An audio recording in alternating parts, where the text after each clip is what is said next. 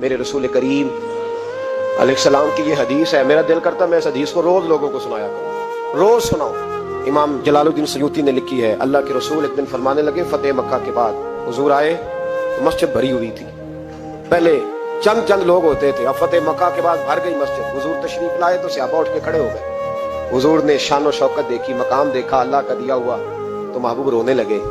نماز مکمل ہوئی تو صحابہ نے عرض کی حضور آج آپ رونے لگے نماز کے وقت، کیا ہوا؟ تو محبوب فرمانے لگے مجھے میرے ماں باپ کی یاد آ گئی۔ ایک حدیث میں صرف اماں کے لفظ ہیں، ایک جگہ فرمایا مجھے اپنے، اور فرمایا میرا دل کرتا تھا کاش آج وہ دونوں یا دونوں میں سے ایک ہی موجود ہوتا۔ فرمایا میری اماں موجود ہوتی، میں تمہیں نماز پڑھانے آتا، میں سورہ فاتحہ آدھی پڑھ لیتا۔ الحاوی للفتاوی میں امام سیوطی علیہ رحمہ نے لکھا ہے، فرمایا میں آدھی سورۃ فاتحہ پڑھ لیتا، میری اماں کو کوئی کام یاد آتا، میری ماں آمنہ حجرے کا پردہ سرکا کے کہتی بیٹا محمد میری بات تو سننا، تو نبی پاک فرماتے ہیں اللہ کی عزت کی قسم میں نماز چھوڑ دیتا، پہلے اماں کی بات سن کے آتا۔ یاد رکھو بھائیو، یاد رکھو، یہ مرتبہ ہے، یہ مقام